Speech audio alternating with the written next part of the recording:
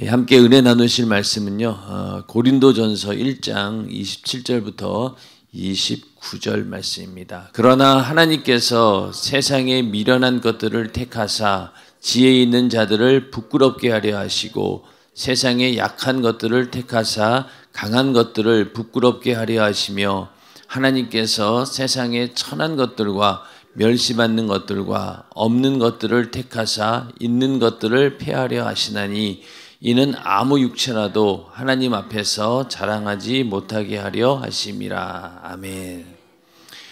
오늘은 고린도전서 1장 27절부터 29절 말씀을 중심으로 볼품없는 조각목으로 성막을 지으라 하셨다라는 제목으로 성막 강의 11번째 시간 함께 은혜를 나누고자 합니다.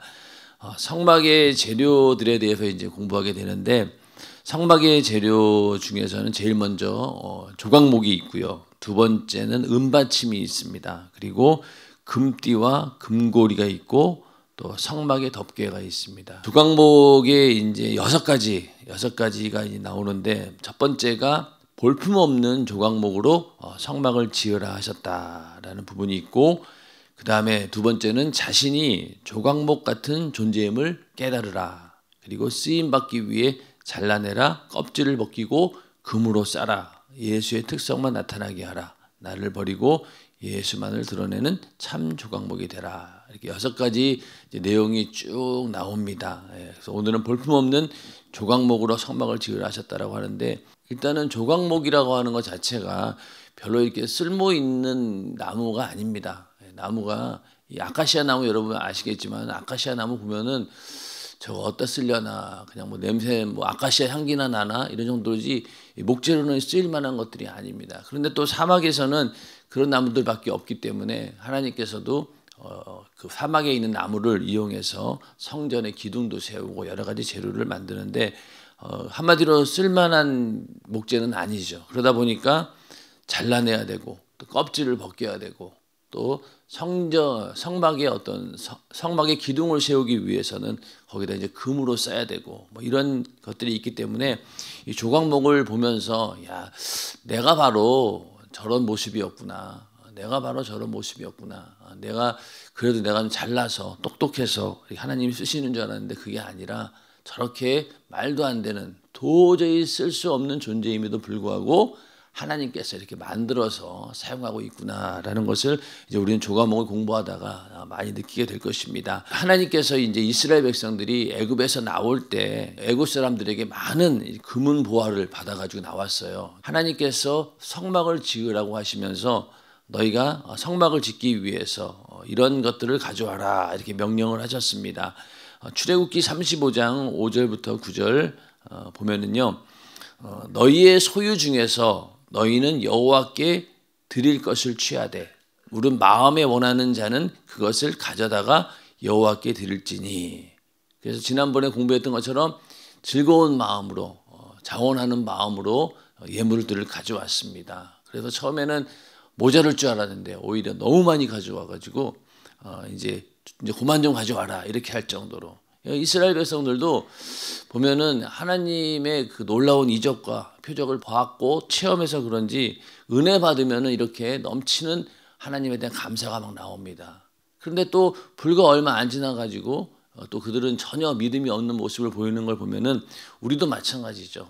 은혜 받을 때는 막 정말로 하나님께 모든 것을 드릴 것 같았고 또 죽도록 충성하고자 하는 그런 마음들이 있지만은 또 시간이 지나고 그러면 또 슬슬 또 예전 그 은혜를 잃어버리는 그런 것들이기 때문에 항상 우리는 하나님의 말씀을 통해서 은혜 받아서 이렇게 넘치는 감사가 우리 속에 나와야 됩니다. 그러면서 뭘 드리라고 했냐면은 금과 은과 놋과 그리고 청색, 자색, 홍색 실과 가는 배실과 염소털과 붉은 물들인 수양의 가죽과 해달의 가죽과, 여기 청색, 자색, 홍색 실, 뭐 가는 배실, 뭐 염소털, 또 수양의 가죽, 해달의 가죽, 이 모든 것들이 이제 성막의 재료로 쓰이게 됩니다. 근데 거기에 이제 보면 조각목이 들어가죠. 그리고 등유와 및 관유에 드는 향품과 분향할 향을 만드는 향품과 또 호마노며 에봇과 흉패에 물릴 보석이니라. 이렇게까지 금은놋 뭐 또 여러 가지 또 뭐 실 이런 것들 그리고 조각목 그리고 향품 보석까지 이런 것들을 이제 하나님께서 가져오라고 명령을 하십니다. 그래서 많은 이제 이런 재료들을 가져왔습니다. 그래서 이 출애굽기 38장 24절부터 31절에 보면은 이 성막에 들어간 그 재료에 대해서 쭉 나오는데 금이 29달란트 730세겔이고 그리고 은이 100달란트 1775세겔 그리고 놋이 70달란트 2400세겔입니다. 오늘날의 단위로 환산하면 금이 1.5톤, 은이 5톤, 놋이 한 3.5톤 된다고 합니다. 이 정도로 엄청나게 많은 금은, 놋 이런 게 들어갔죠. 금도 들어가고 은도 들어가고 이 엄청난 양이라고 했죠. 평당 한 뭐 20억이 넘는다 이렇게 얘기했는데 자 그런데 그 금과 은과 놋을 제외한 다른 성막의 재료들은 그 귀한 재료가 아니었다는 거예요. 그러니까 여기 금은 놋 빼고 나면은 나머지는 별로 벌품 없는 그런 재료들로 사용했다라고 하는 것. 그래서 우리가 이런 성막 재료에 이렇게 볼품 없는 것들이 쓰여졌다라고 하는 것 자체가 하나님께서 우리를 얼마나 사랑하고 계시고 또 우리를 쓰는 데 있어서 하나님께서 얼마나 은혜와 사랑을 베푸셨는지 우리는 발견할 수 있다는 겁니다.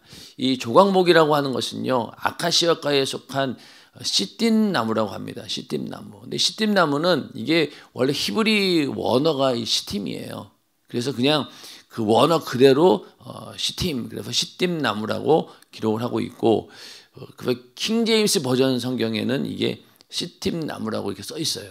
그러니까 원어가 원래 시팀입니다. 그런데 이제 영어 성경에서는 이제 아카시아 나무 이렇게 나와 있는데 하여튼 이 시띠 나무 이 조각목은 그 당시 흔하게 볼 수 있는 나무였습니다. 그리고 가시가 많고 볼품이 없어가지고 별로 쓸모없는 나무였다.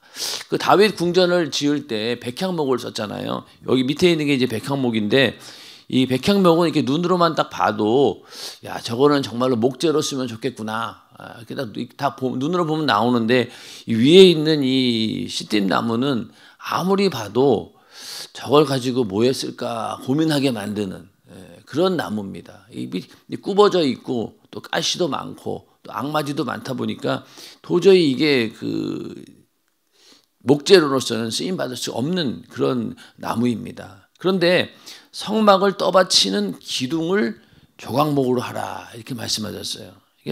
이 다른 건 몰라도 이 성막을 세우는 기둥 그거를 조각목으로 만들었다라고 하는 것이 자 오늘날도 교회에도 보면은 뭐 여러 성도들이 있지만은 그래도 교회에 뭐 기둥이다라고 할 만한 중직들이 있어요. 중직들을 보면은 지금이야 뭐 안수 집사, 뭐 권사, 뭐 이렇게 뭐 있지만은 그분들의 과거를 이렇게 보면은 어떻습니까? 야, 저 사람이 참 하나님의 은혜로 저기까지 왔구나. 예전에 진짜 그렇게 예수 안 믿으려고 막 그랬던 사람이었고 또 부인도 엄청나게 핍박도 하고 막 그런 분이었는데 어느 날 세월이 지나고 하나님께서 이렇게 성전의 기둥으로 중직으로 쓰는 걸 보면은 야 정말로 하나님께서는 대단하신 분이구나 이런 진짜 감탄사가 나올 정도로 그런 분들이 많지 않습니까? 뭐 저도 마찬가지고 그런 걸 봤을 때 이 성전의 기둥 성막을 떠받치는 기둥을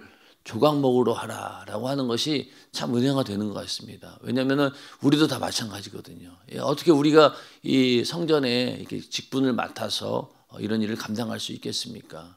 만약 예수 안 믿었으면은 그냥 세상에서 그냥 뭐 돈이나 벌고 그것도 뭐 인생의 성공을 장담할 수는 없잖아요. 그냥 어떻게 겨우 먹고 살다가 그러다가 이제 죽어서 지옥 가면 그만이었을 텐데 그런 자들을 하나님께서 들어가지고 성전을 이렇게 수중드는 그런 기둥 역할을 할 수 있도록 해주시는 건 너무나 감사한 일이죠. 그래서 성막을 떠받치는 기둥을 조각목으로 하라라고 하는 것이 하나님의 깊은 뜻이 있다는 겁니다. 그리고 볼품이 없기 때문에 반드시 그 위에다가 금을 씌워야 했다. 그래서 조각목에 대해서 좀 더 알아보면은 아까 말씀드린 것처럼 이 원어가 시팀이에요. 그리고 영어 성경에서는 이제 아카시아 나무 이렇게 나오고 있고 킹제임스 버전은 그냥 원어 그대로 시띠 나무 이렇게 기록이 되어 있습니다. 그런데 이제 우리나라에서만 왜 이게 조각목이라고 번역이 되었을까? 여기 나오는 것처럼 이 중국에 이 똑같은 나무가 있어요. 그게 바로 이름이 뭐냐면 조각자 나무예요.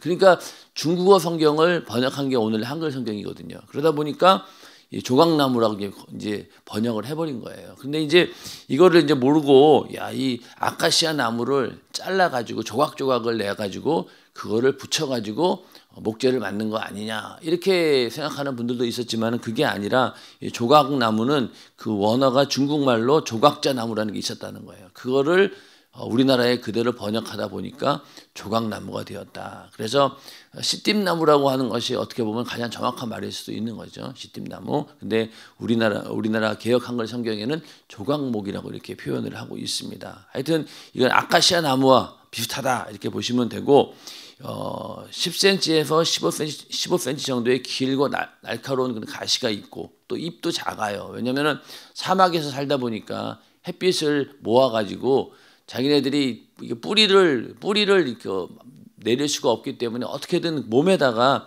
자기 그 양분을 이렇게 보호해야 되기 때문에 잎이 넓지 않아요.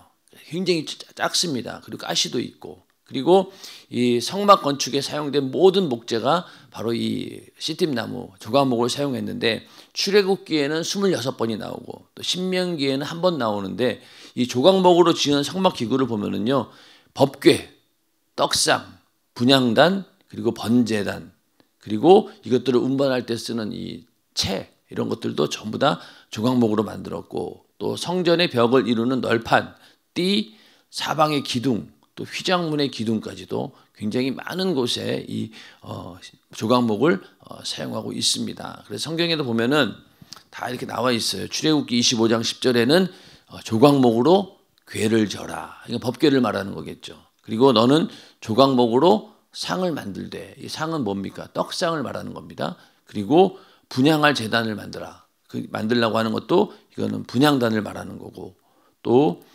제단은 뭡니까? 이거는 번제단을 말하는 겁니다. 그리고 널판, 아까 성막에 들어가는 널판, 그리고 띠, 그리고 기둥, 그리고 휘장문을 위하여 기둥 5. 이것을 전부 다 이 조각목으로 만들려고 하나님께서 일일이 다 이렇게 지시를 해놓으셨습니다. 그래서 이렇게 조각목 같이 볼품없는 사람들을 이제 하나님은 부르시고 쓰신다. 그래서 오늘 우리가 읽었던 본문 말씀이 이 세상에 미련한 것들을 택해서 하나님 쓰신다는 거죠.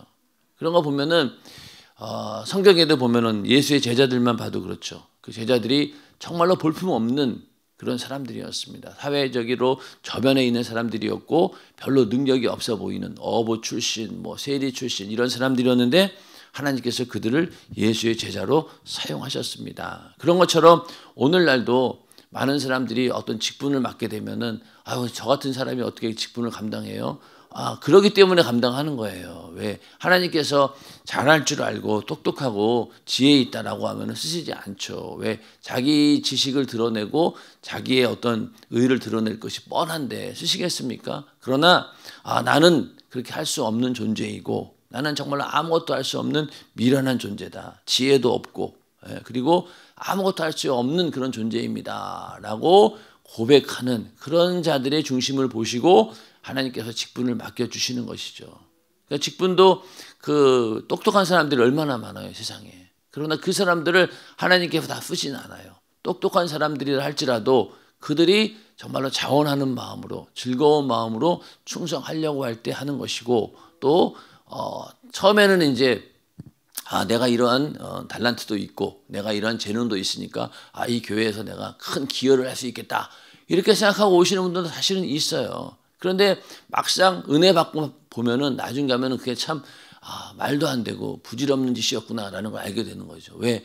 내가 정말로 이렇게 나는 잘난 줄 알았는데 똑똑한 줄 알고 그리고 세상에서도 나름대로 그렇게 영향력 있는 사람인 줄 알았는데 막상 주님 앞에 서 보니까 그게 아니었구나. 그러한 지혜와 재능과 능력을 주신 분도 바로 하나님이셨구나라는 것을 알게 되면은 그때부터는 이제 더 겸손하게 충성을 합니다. 그러면은 그 재능이 어디 갑니까? 아니죠. 그 재능을 그대로 하나님께서 더 크게 사용하십니다. 그래서 그러한 재능이 있는 사람들이 교회에 와서 충성할 때 교회가 또 원활하게 잘 돌아가고 또 그런 사람들도 그 충성하다 보면은 또 은혜를 받게 돼서 점점점 더 겸손해지고 낮아지면서 충성하면 충성할수록 오히려 하나님께서 더 크게 사용하십니다.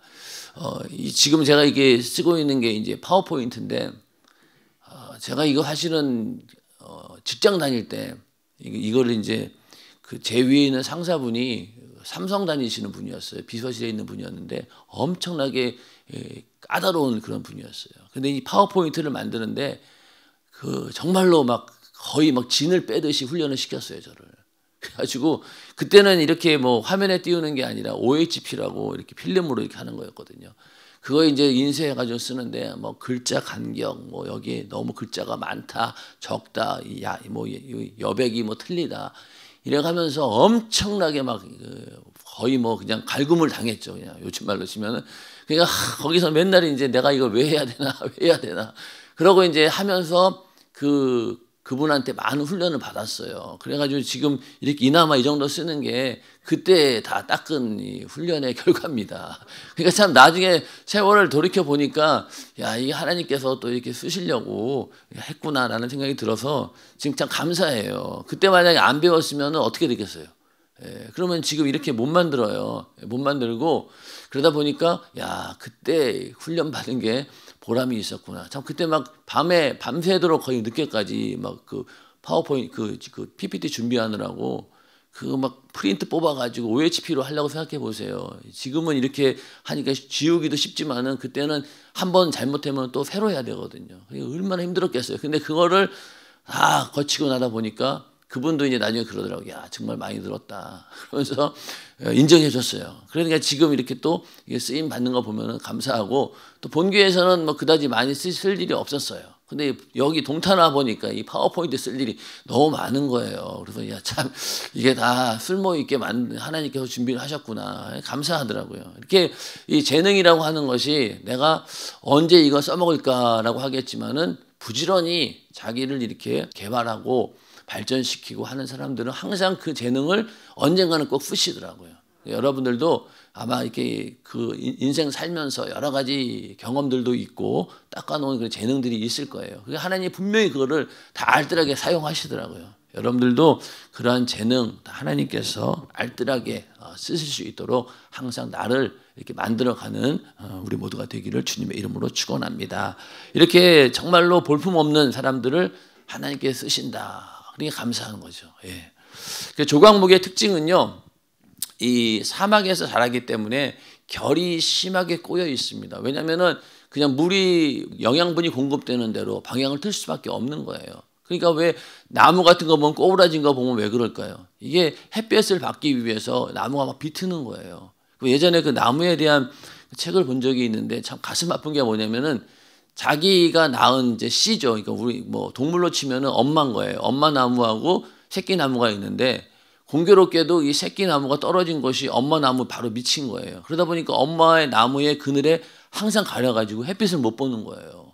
그러니까 이 나무 입장에서 얼마나 안타깝겠어요. 자기 새끼인데 영양분도 못 받고 그러니까 그 엄마 나무가 자기의 몸을 비트는 거예요.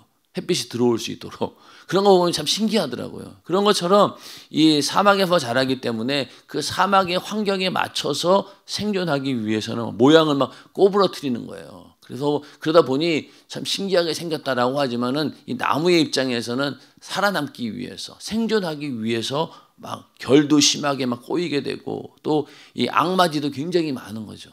마디가 많다라고 하는 것은 수분을 공급하는 그런 곳이 가지마다 그 역할이 일반 나무와는 다른 거예요. 그러다 보니까 이 앙마디가 많아요. 그 앙마디라고 하는 것은 이게 나무에 보면은 이렇게 마디가 울퉁불퉁하게 생겼는데 이게 막 규칙적이지도 않고 막 불규칙적으로 생기고 어떤 거는 크고 작고 막 이러다 보니까 이게 목재로 쓰기에 쉽지 않은 거예요. 이렇게 마디가 별로 없으면은 쭉 깎아가지고 반듯하게 나오는데 이건 그렇지 않다는 거죠. 그리고 또 한 가지는 이 가시가 많아가지고 바람이 불 때마다 가지끼리 부딪히면서 서로 막 찔러댄다는 거예요. 이 아카시아 나무가 이제 그러다 보니 바람 불면은 막 자기들끼리 막 찔른다는 거예요. 이거 딱 보면 생각이 나잖아요. 아, 교회 내에서도 성도들끼리 엄청 서로 찔러대는구나. 그래서 뭐 가시로 찔른다기보다는 말로 막 상처를 주는 거예요. 그러니까 먼저는 내가 먼저 상처를 받아요. 그러니까 이게 시험이 들고 이러면은요, 제일 먼저 상처받는 사람은 나입니다. 유리도 깨질 때 유리가 먼저 깨지잖아요. 그러면 깨진 유리를 손으로 짚다가 다른 사람이 다치는 거예요. 그런 것처럼 먼저는 내가 깨집니다. 여기도 마찬가지예요. 서로 찔러대긴 하지만은 먼저는 자기 자신을 엄청 찔러요. 그러니까 남에게 이렇게 시험 들게 하는 사람들 가만히 보면은 자기 자신도 그 상처 때문에 많은 고통을 받고 있는 거예요. 그러다 보니까 자기도 모르게 그 성품이 나오는 겁니다. 그러니까 한마디 그냥 말 한마디로 그냥 사람들의 상처를 주는데 자기 자신은 또 그걸 몰라요. 왜? 늘 자기에게 갖고 있는 그런 습관들이니까. 그래서 우리가 성전에서도 보면은 이게 말이나 행동으로 막 찔러댑니다. 그리고 수많은 사람에게 상처를 줍니다. 그리고 남만 찌르는 게 아니라 자기도 찔러가지고 상처투성이를 만들어내는 거죠. 결국은 자기도 망하고 다른 사람까지도 망하게 만드는 그런 게 바로 이 조각나무의 모습인 거예요. 여기서 얼마나 많은 막 가시들이 서로 막 찌르겠어요. 바람 불 때마다. 우리 교회 내에서도 이렇게 찔러대는 것들이 많아요. 이게 보면은 자기 자신은 모릅니다. 자기 자신은 이렇게 말을 편하게 한 건데 상대방은 그 말을 듣고 이게 가시에 딱 마음에 박힌 거죠. 그러니까 나중에 서로 막힌 거 있으면 풀어보세요라고 하면 엉뚱한 사람들이 와가지고 막 용서를 비는 거잖아요. 예전에 이렇게 당신을 미워했습니다. 막 그러면서 또 당신 말 한마디에 내가 엄청난 시험 들었습니다. 그럼 나는 기억도 안 나요. 그런데 그 사람은 그거에 상처를 받은 거죠.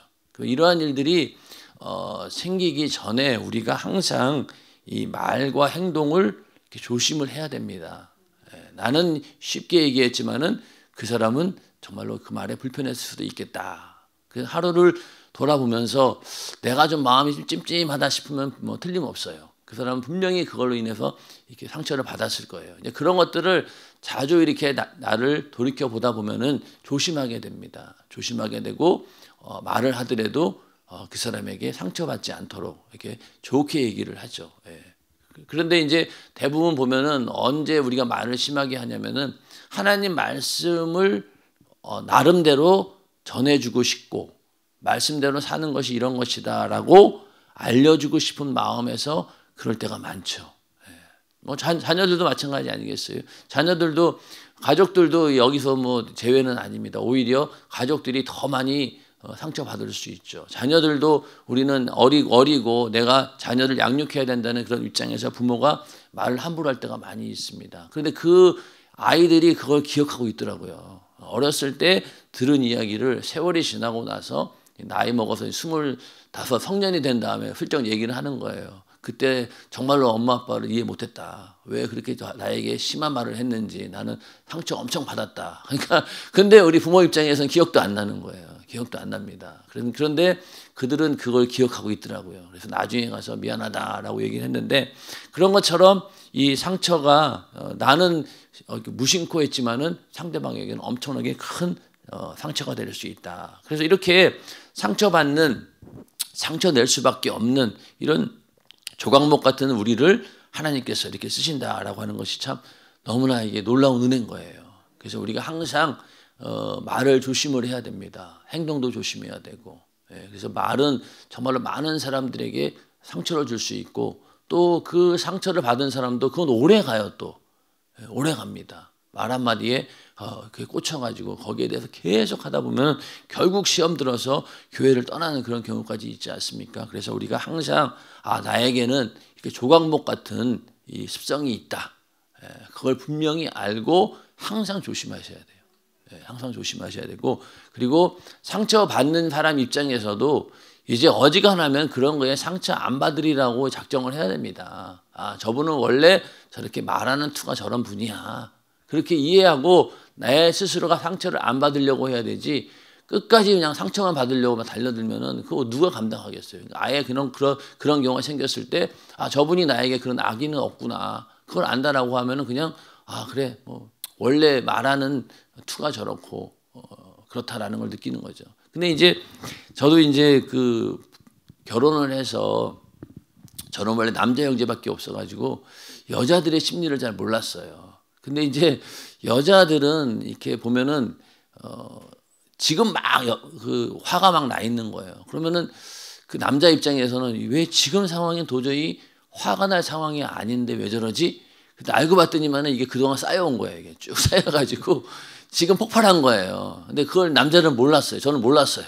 그러니까 도저히 지금 상황에서 이 화낼 상황이 아닌데 왜 요만한 요런 일 갖고 저렇게 화를 내지 이해가 안 됐던 거예요. 그래 나중에 알고 보니까 그동안 쌓여 있었던 거예요. 이제. 그런 비슷한 사례들이 쌓이고 누적이 됐다가 어느 날 팍 폭발해 버리는 거예요.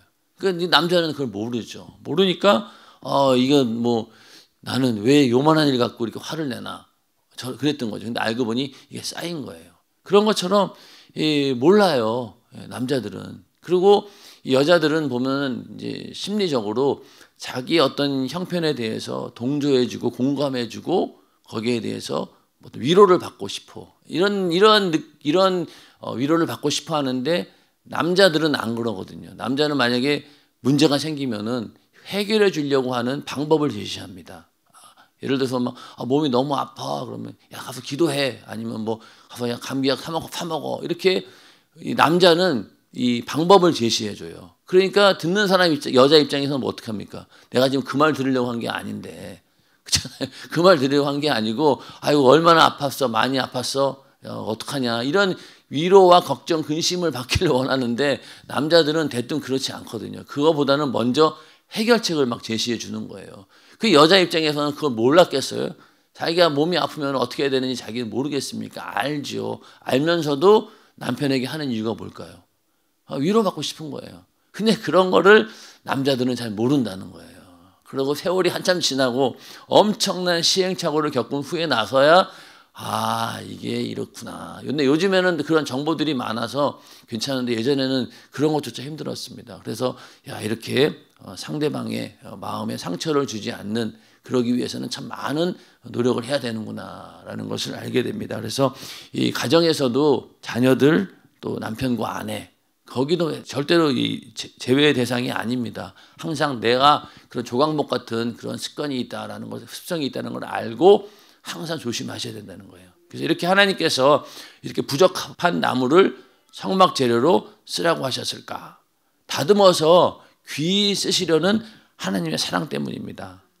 그래서 우리는 다 이렇게 쓸데없는 자들이지만 하나님께서 다듬어서 쓰기 때문에 그게 은혜가 되고 그렇게 해서 우리가 만들어지는 겁니다. 그래서 악마디와 가시가 많은 조각목이 성전 기둥으로 쓰임받는 거 보면서 아이고 저 모습이 바로 내 모습입니다 라고 깨닫는다라고 하면은 그건 성공한 거예요.